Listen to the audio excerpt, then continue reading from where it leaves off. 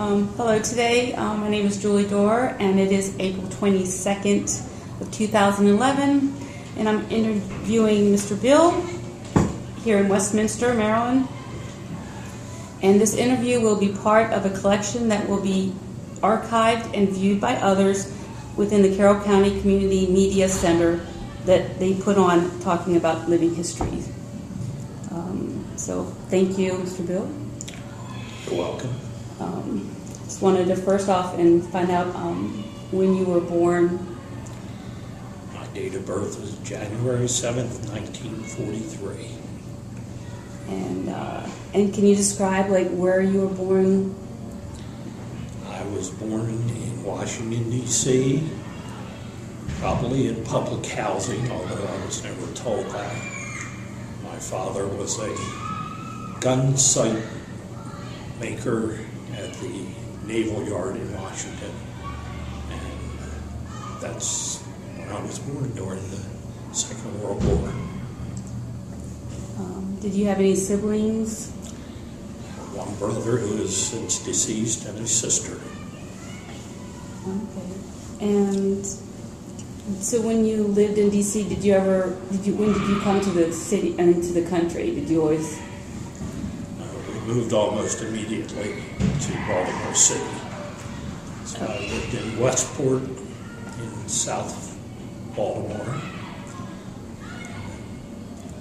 where I had my formative years from toddler to about 12 years old.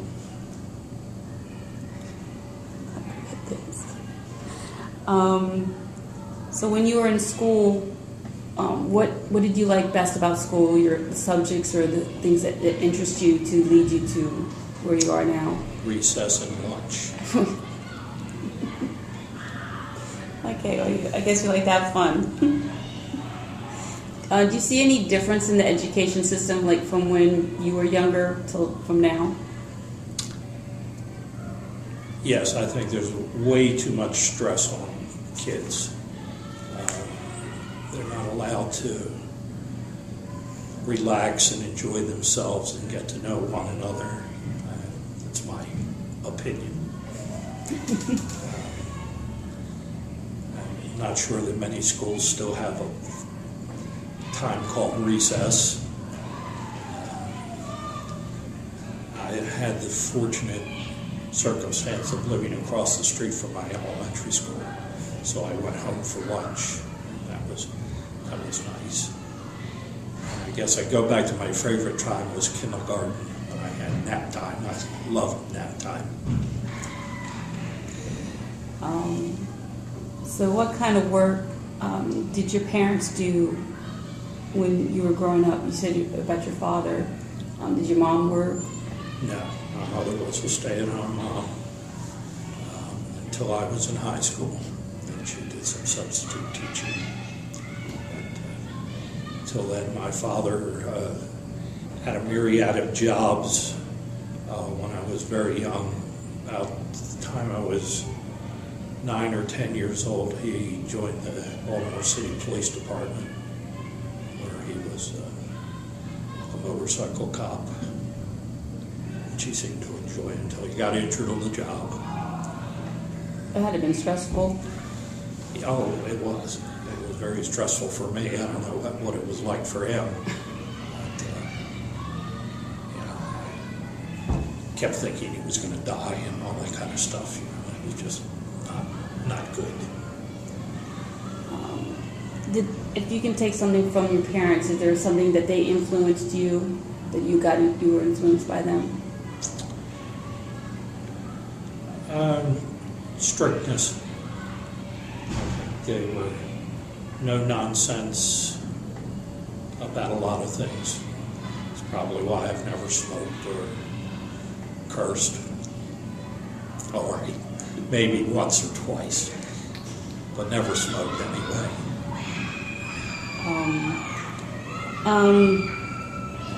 What kind of activities when you were younger that you enjoyed doing that you could still do today that you would if you had a choice? Well, the activities I enjoyed doing as a youngster were athletics, which I can't do today because I'm an old fart.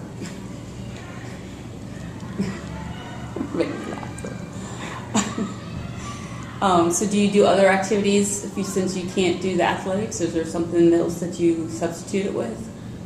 No, all my time is taken up homeschooling my grandson, who I chauffeur around from activity to activity. No one ever told me that homeschooling was never done at home.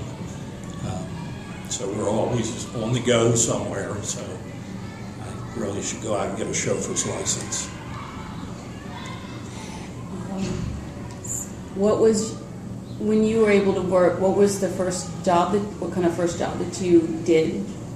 Well, when I was still a child, 12 years old, maybe 11 years old, I worked at the corner grocery store, taking elderly people's groceries to them. This was before the days of supermarkets. I'd have my little wagon and sometimes go as far as about a mile and a half, 2 miles away to deliver the groceries to these folk. And, got a major tip, maybe a quarter. That was a big tip.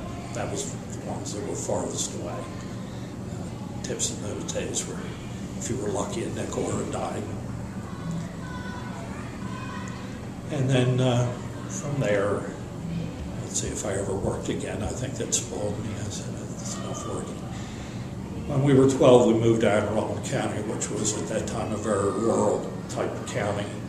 So there were not opportunities to do that work, that is. So I did have a paper route while I was in probably high school. Graduated from that to helping another paper man deliver the Sunday papers. That was done in the car route. And that was, so that was my work experience as a child. Did you, what was your dream career that you, when you were a child, after doing all those other little jobs that you wanted to do? What was your dream doing? Well, my dream never came to fruition. I was very impressed by a book called Navy Blue and Gold.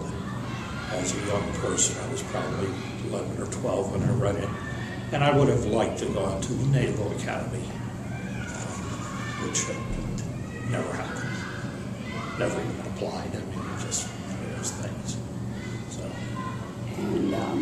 So I should have asked you earlier, you being in Carroll County, over the years since you've been in Carroll County, have you seen any differences in how it's run or within the community sectors, or can you explain? Well, I think the biggest difference in Carroll County is when I first moved to Carroll County, it was a very close-knit community.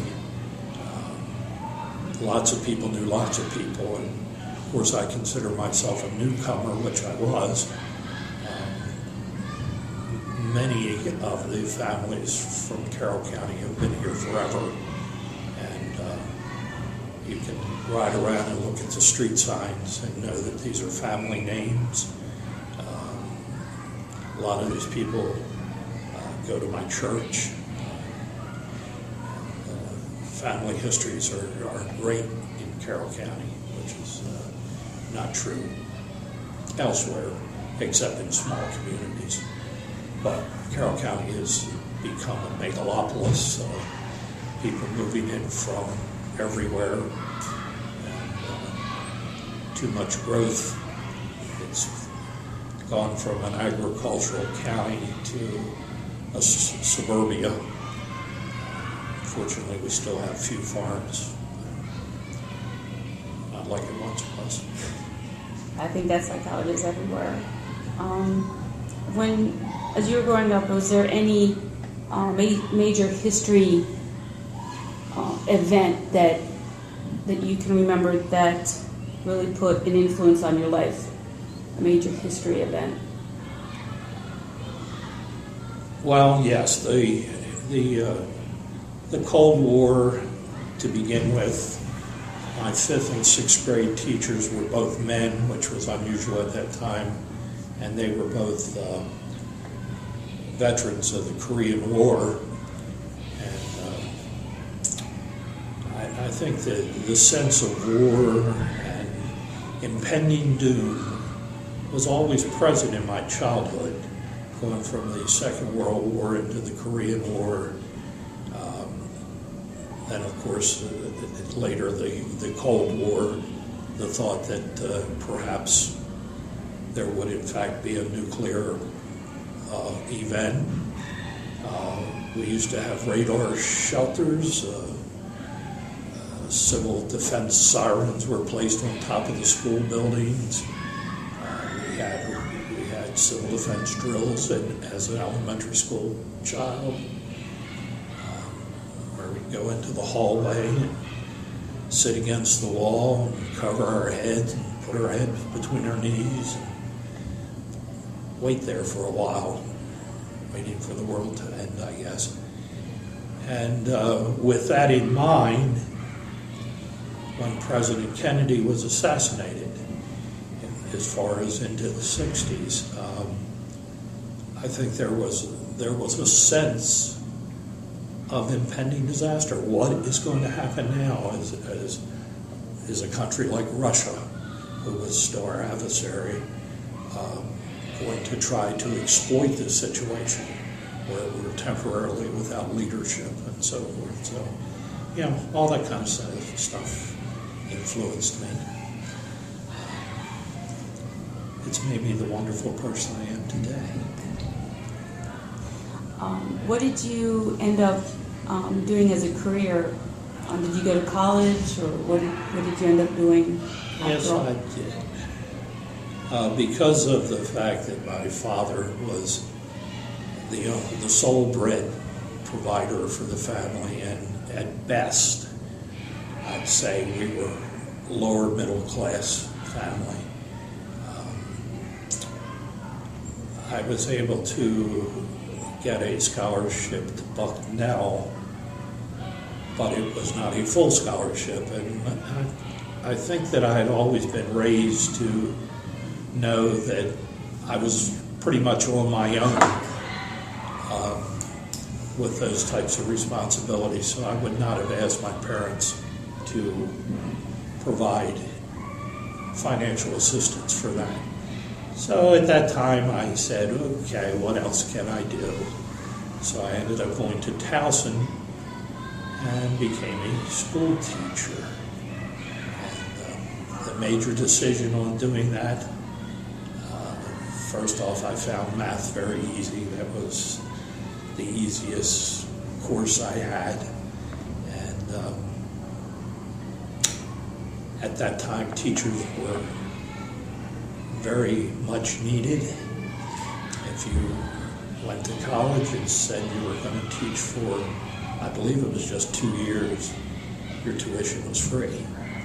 So I did not have any cost for a college education by saying that I would be a teacher.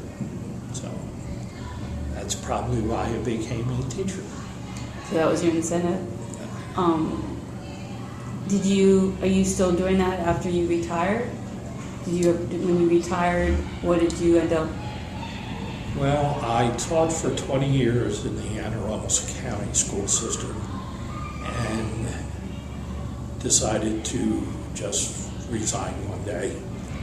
And I went and sold some real estate and sold some insurance. I saw an ad in the paper one Sunday where they needed a part-time math teacher. And so I took that job knowing I could still sell insurance, which is done basically in the home and evenings and weekends. And after about 2 months, it happened to be at a parochial school. There was an elderly nun there who threw up her hands and said, "I've done this long enough, I'm not doing it anymore. I'd like to quit." So they asked me to take on the full-time position, which I did. And then I decided, well, if I'm going to be teaching full-time, I may as well be paid as a full-time person rather than a private school teacher. So I went to Baltimore City school system, which they would hire any bozo, so they had me. And so I taught there for probably another 15, 17 years in Baltimore City. And then retired. And now I teach evenings at the community college here. Because you can't give it up, as well as teaching my grandson at home. Do you keep yourself busy? Yes. Are there any hobbies that you have acquired over the years that you fell in love with? Chasing young women. I've always found that very enjoyable. Now, I collect glass candy containers, which is like a history lesson in and of itself. Glass candy containers were first made in this country in 1876 to celebrate the Centennial Exposition in Philadelphia. And then they were made through the late 1950s, at which time most candy containers, and you can still find candy containers, were made out of plastic. Little figurines filled with candy beads, that's what these were. But as a child, I actually played. These things were filled with candy, and then they were toys. There were lots of mementos, World War II, and trains, and this thing. And you played with them in your sandbox, and we didn't cut ourselves or swallow any small parts or have lawsuits because we were playing with glass. But that's how the world has changed. So it came in handy to play. And did it take you anywhere else with your antiques? Did it take me anywhere else? Yeah, what else did you do with your your interest in antiques? Well, after I had collected so many various things and gone to many auctions and saw that I'd be at an auction one day and see an item sell for $30, and then I'd go to another auction and the same item would come up and no one was interested in it, so I'd buy it for $1 and sit it on my shelf. And then after a while I had so much junk I opened my own antique business, which I had for about 10 years.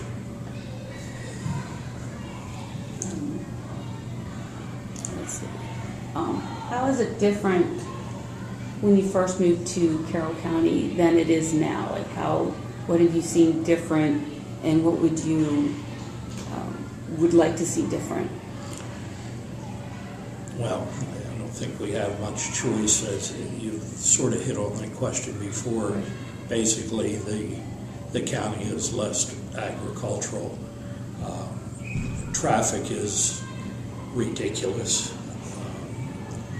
If you try to get out on the highway, I actually have to sit at my driveway and wait for a chance to get out on the road, which was never true 15 years ago. Today, traffic's just a mess, and I think that there's nothing you can do about it but get up and move. What would you give the younger generation an insight? What would you suggest to the younger generation from what you learned? What would you give them as a piece of advice? To find something that you truly are interested in and pursue it with gusto. And at that point, hopefully it would be something that you'd find enough interest in to stick with and that would lead you somewhere. Or you find out that you're truly not interested in it and you can start another adventure.